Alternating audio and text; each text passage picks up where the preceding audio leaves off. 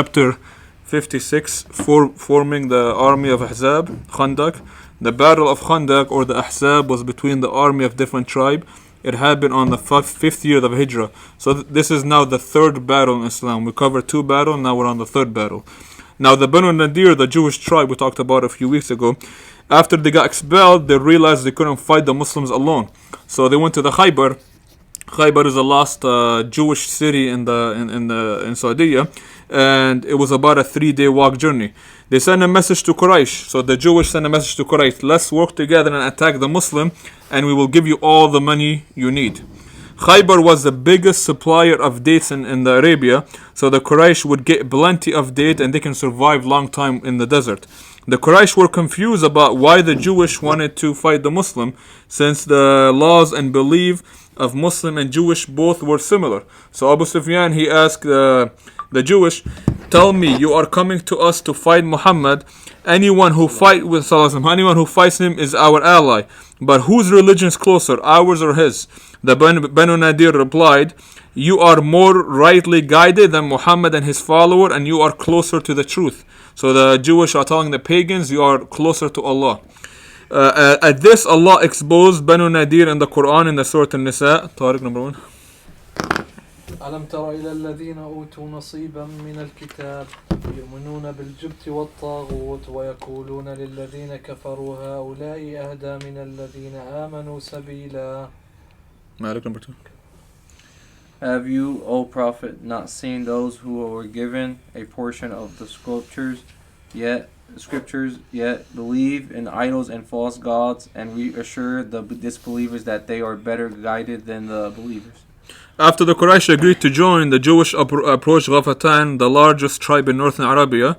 The Ghafatan were hesitant because their trade route was not affected about the caravan, because they're up north in the Medina, way north. The Jewish offered, we will give you half of Khaybar produced for 1 year if you help us in this battle, which is at least millions of dollars, because Khaybar is a big city. When both Ghafatan and Quraysh agreed, this is a big money, the Quraysh reached out to a smaller tribe who was affected by the caravan, included Banu Asad, Banu Salama, Banu Murha, Banu Kinana, and this tribe wanted to fight the Muslim because they were affected by the caravan seasonal. So they provided horses, weapons, slaves, warriors, and Abu Sufyan became the main leader of Ahzab. So the word Ahzab means to unite all the armies together or unite the tribes. Because of his experience, they gathered a big army, 10,000 men. This is much bigger than Uhud and Badr. 10,000 men. 4,000 from Quraysh, 6,000 from different tribes financed by the Jewish. Meanwhile, the Muslim only had 2,500 to defend Medina. And the army began marching to Medina. So 10,000 against 2,500. Unya ibn Husayn, the leader of the northern tribe, marched behind Abu Sufyan. He was known for his rude behavior. He once visited Medina before the verses of hijab was revealed. He entered the house of the Prophet ﷺ without knocking. The Prophet ﷺ said, "Oh Unya, you must ask permission before you enter. You don't just walk into my house like that. Where are your manners?" Unya replied, "I have never asked anyone for permission to enter any house in my life. I walk into any house without knocking." He then asked, "Who is this young red one?" Prophet ﷺ replied, "She is Aisha." Anya then said, "Why don't I give you someone more beautiful than her? Take one of my wife and you can marry her as a gift." The Prophet ﷺ responded, "Allah has made this haram." After Anya left, Aisha asked, "Who is this man?" Prophet ﷺ said, "He is a fool, obeyed by his people." Aisha then asked, "Why are you harsh when he leaves?" The Prophet ﷺ replied, "Have you ever known me to be harsh to anyone? The worst people are those who are you have to be kind out of fear of their evil. They are so harmful that you have to be nice to them just to protect yourself from their harmness." Unya was known for his barbaric. He became a leader in a weird, unique, shocking way. His father, who had 10 sons, suffered from a painful illness before his death. He tested all his sons, asking them if they would obey him no matter what. They all agreed, but when he asked each son to kill him to end his pain and suffering, saying, "How can a son kill his own father?" When Unya turn came, he said, "What will I get in return, O my father?" He promised him, whoever obeys me will become a leader after me. So Anya took an opportunity and killed his father, and he became the tribal leader. Because Anya, he was not supposed to become a tribal leader, and he became a tribal leader by killing his father. Number 3. When most of Arabia embraced Islam, Aina pretended to accept it. Later he joined Tulayha, one of the false prophets. After Khalid ibn Walid captured him in 12 years after Hijrah and brought him to Medina, the people rebuked him, saying, "You were a Muslim. How could you follow Tulayha?" Aina replied, "I was never really a Muslim in the first place. Why are you angry at me for leaving something I never truly accepted?" After some exchange, he accepted Islam again, and Abu Bakr released him. What happened to him after this is unknown. Another leader in the Battle of Khandaq was Tul'a ibn Khulayd. Initially, he accepted Islam many years later, 9H, but he declared himself a prophet after the Prophet ﷺ passed away. He fabricated some verse, he made his own Quran. When Khalid ibn Walid fought his tribe, his people returned to Islam, and Tulayya fled to Syria. In Syria, he truly repented and he actually accepted Islam generally. And then he returned to Medina to seek forgiveness, in which Abu Bakr granted. This is many years later. Talha remained deeply regretful of his action, and he prayed to die as a shaheed to make up for what he has done in the past by claiming to be a prophet. He fought alongside with Khalid ibn Walid, and he died in 15 AH, and he actually died as a shaheed. The Ghatafan, the second largest group in the Ahzab with 2,000 to 4,000 men, didn't really want to fight. They sent a messenger to Medina to negotiate with the Muslims, saying, "The Jews are giving us half of Khaybar to fight you. If you give us third of Medina's produce, we won't fight you." The Prophet ﷺ consulted Sa'ad ibn Mu'ayd and Sa'ad ibn Ubaidah, the leaders of the Aus and the Khazraj tribes, about the Ghafatan's offer. He asked for their opinion. Both sides replied, "Is this a command from Allah, or is it open to ijtihad? If it is from the revelation, we will obey. But if it is not, we never humbled ourselves in Jahiliyyah, which is pre-Islamic times. So why should we do this now?" The Prophet ﷺ was pleased with their answer and sent the emissary back, saying, "We have no need for your bargain." So now there's 10,000 men marching to Medina. So the Prophet ﷺ heard about the news. Now we're on chapter 57, digging the trench, Battle of Khandaq. When the Muslim heard about the massive army approaching, the Prophet ﷺ asked opinion for advice. One was Salman al-Farisi suggested, he's from Persia. He said, "Why won't you dig a trench? And this way they cannot march, 10,000 cannot march into the city." Prophet ﷺ agreed, and he also instructed all the women and children to be sent to a fortress to be protected for safety. Now the trench was 2 miles long, and it was about 10 to 13 feet wide and 7 to 9 cubits deep. So this way an army cannot march through it. There's a trench in the middle. Prophet ﷺ assigned 10 people to each section of the trench, and they began digging non-stop day and night, because in a week the 10,000 army will show up. From the poorest to the richest, everybody participated, even the Prophet ﷺ, including himself. Anas ibn Malik said, the Prophet ﷺ joined us at the trench on a cold evening. We dug it ourselves because we had no slaves to help. When the Prophet ﷺ saw how tired and hungry we were, he made a dua. "O Allah, there is no good except the good of the hereafter. So have mercy on the Ansar and the Muhajirin." The companions replied, "We give you our pledge for jihad, and we will keep working as long as we live." Al-Bara said, "I saw the Prophet ﷺ during the digging on the trench carrying dust until his chest was covered with it. He recited poetry with us as he worked.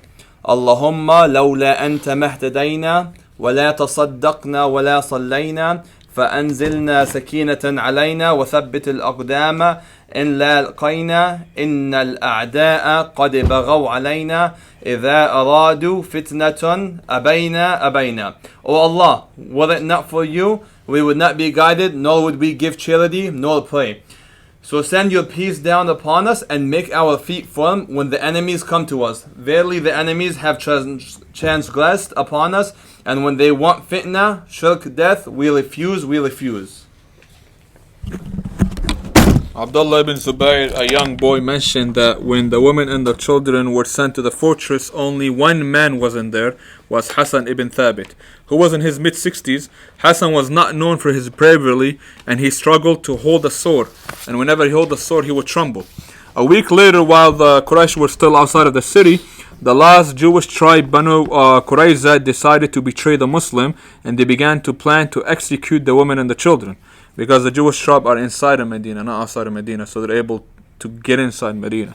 Safiya bint Abdul Muttalib, the aunt of the Prophet ﷺ, she heard a noise in the middle of the night, and she saw two Jewish, climbing up to the fortress. She woke up Hassan, the only man in the fortress, and she said, get up and act. But he refused to do anything, saying, you know I cannot do anything. Do not humiliate me more than what I feel already. So Safiya put on a male shawl, so she looks like a male. She took her dagger, climbed out of the window into the dark night. She surprised one of the scouts, attacked him, slit his throat, threw his head down to the ground, and the other Jewish scout, seeing his companion die, he thought that the fortress has, well-guarded men, so he decided to run away. Safiya then told Hassan, go downstairs, grab the armor and the weapon from the dead scout. He replied, I have no need of this. I won't be able to attack anyone. Hassan, however, he was known for his strength in poetry. When the Quraysh would write poetry against the Prophet ﷺ, the Prophet ﷺ would say, stand up, O Hassan, and defend me. And the angel Jibreel would be with you. And the angel Jibreel would inspire him through inspiration. Number 6. Meanwhile, the Muslims were facing a severe food shortage because the battle was taking place in winter. There were no fresh fruits and supplies were shortening. The Muslims had not prepared for a siege, and with everyone busy digging the trench, trade and supplies had stopped. Jabir ibn Abdullah said, we only had dry dates with oil, which smelled bad, but we ate it because we had no choice. Sometimes we had to eat the pits of the dates. Jabir also noticed that while the Prophet ﷺ was digging, he saw a big log tied around his stomach due to hunger. Jabir went home and said to his wife, I saw something that I can't bear. What do we have to eat? She replied, we have a little bread and a small goat. Jabir told his wife to prepare the bread and went to sacrifice the only goat to make a meal for the Prophet ﷺ. He then came to the Prophet ﷺ and said, Ya Rasulullah, my wife has prepared some food. Please come with 1 or 2 companions. So instead of the Prophet ﷺ bringing 1 or 2 people, he decided to stand up and call out, O people of the trench, everybody, come, Jabir and his wife has prepared a meal for us, come and join. He then told Jabir, do not lift the pot until I arrive. Jabir rushed back home panicking to his wife and said, the Prophet ﷺ invited everyone from the trench to come. What are we gonna do? We only have food to last 2 people. His wife asked, did you invite them or did the Prophet ﷺ invite them? Jabir replied, the Prophet ﷺ invited them. His wife said, don't worry, it will not be a problem. When the Prophet ﷺ arrived, the pot was still on the stove. He made dua over the food and spat into it for blessing. The Prophet ﷺ told 10 people to come in and eat. After they finished to their stomach, 10 people left. Another 10 people came in.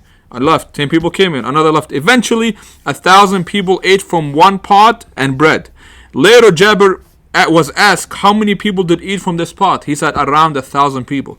At one point, the companion found a large rock while they're digging in the trench. They're digging day and night. They have 1 week to finish the trench. They couldn't break this huge rock. Some suggested let's just go around it. But one companion insisted, no, we have to ask the Prophet ﷺ since he's the one that marked the line of the trench. Prophet ﷺ took the axe and said, Bismillah. With one strike, 1/3 of the stone crumbled. He said, Allahu Akbar, I see the keys of Al-Sham, Syria. He then struck it again, and the 3rd stone crumbled. He said, Allahu Akbar, I see the keys of Persia. And then another strike, the stone crumbled. He said, Allahu Akbar, I see the keys to Yemen. And these were prophecy of land later on that Arabia would eventually will be conquered by Muslims. Medina was difficult to attack because it was protected by mountains and palm trees, making it hard for an army to march through. The only open path was a 2-mile area to the north, so the trench was built to protect the city. The Muslims set up the camp with their backs to the mountains of Jabal Sila and faced the trench with Medina behind them. The trench took a week to build and the siege lasted for 30 days. The Prophet ﷺ left his house in the 11th month of 5 years after Hijrah and set up camp near the trench. He divided the Muslims into groups to guard the trench. A group of Sahaba was assigned to patrol the trench throughout the night in the shift. You know what a trench is, everybody, right? Yeah. Okay. They would shout out Allahu Akbar in the night to make the enemy believe that there's a large group on the other side. So when the enemy hears Allah Akbar, they think there's a lot of Muslims in there. Now in the middle of the winter, it was cold, intense. It was very cold at night. So the Sahaba would go to their tent to warm up. Then they would go back outside and walk back and forth to the trench. Then they'd go back to warm up, back and forth, back and forth. Salama said, I witnessed many battles with the Prophet ﷺ, but none was tiring and fearful as the battle of Khandaq, which is what we're talking about. We were in very dangerous situation. We were worried about our children because the Banu Qurayza, which is a Jewish tribe, and Medina was patrolled all night. We would hear the takbir of the Muslim all the way until Fajr. So all night, just takbir from all in the tonight to the Fajr. Aisha said, one night we heard the sound of the armor of the Prophet ﷺ, and the Prophet ﷺ asked, who is it? In the middle of the night. The man replied, it is Sa'ad ibn Abi Waqqas, and I have came to relieve you of your shift. The Prophet ﷺ said, okay, stay here and you patrol, and I'm going to go rest. The Prophet ﷺ went inside his tent and immediately fell asleep, so deeply that Aisha could hear his snore. Aisha said, I never forgot the favor of Sa'ad.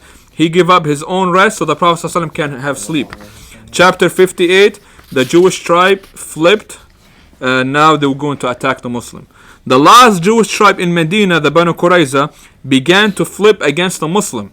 And at first it was just a rumor. But as soon as Banu Nadir sent a secret emissary to meet with Ka'ab ibn Asad, which is the leader of Banu Qurayza, because this is the last tribe of Jewish inside Medina. When Ka'ab heard that Huway, the emissary, was coming, he grew suspicious and worried that this might be treachery against a Muslim. So Ka'ab initially refused to let Huway in, saying if the Muslim found out that he was here, it would cause him trouble. He reminded Huway that he has a treaty with Muhammad ﷺ, and he only seen truthful from him, and he doesn't want to break that treaty. However, Huway, the other Jewish leader from Banu Nadir, he kept begging and claiming Ka'ab that is being selfish and he doesn't want to let him in. Eventually, Ka'ab opened the door of the fortress for Huway to come in, and Huway told him that he had brought powerful allies, the Quraysh, Ghafatan, and the Khaybar finances, and all ready to destroy Muhammad ﷺ and his follower. Huway promised that if the battle turned against, he will stand with Banu Qurayza and he will face the same fate as them, and there is no way to lose. You have 10,000, he's telling him, you have 10,000 men outside, there's no way to lose, there's no risk. He's promising him no risk. Ka'ab was still hesitant, but more pressure and convincing, he agreed to break the treaty with Muhammad ﷺ. He took the agreement, because they made a treaty back then, and he tore up the agreement in front of Huway. When the Prophet ﷺ heard about this, he became worried about the Banu Qurayza. He asked, who would go to investigate? Zubayr ibn Awwam volunteered, because Zubayr spoke some Hebrew.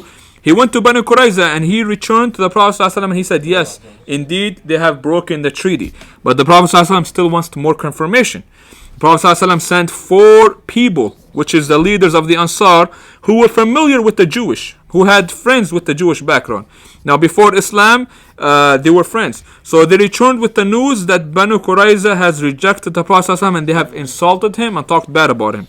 Sa'ad ibn Mu'ad, known for his temper, he was furious and he began cursing them in return, and they responded with insult as well.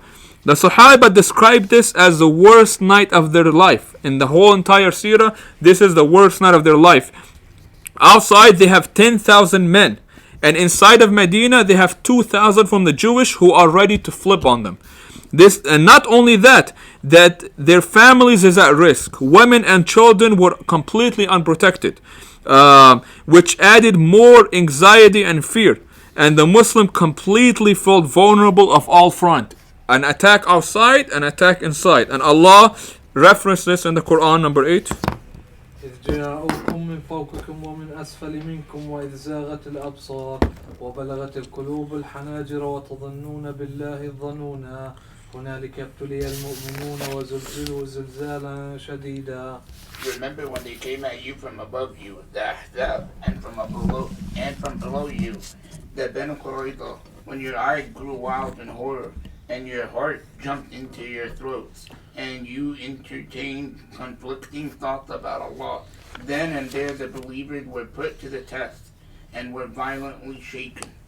The Sahaba were feeling shaken and uncertain, wondering if Allah's help would ever come. When the Prophet ﷺ heard about the Jewish planning on attacking, he responded with, Allahu Akbar, good news.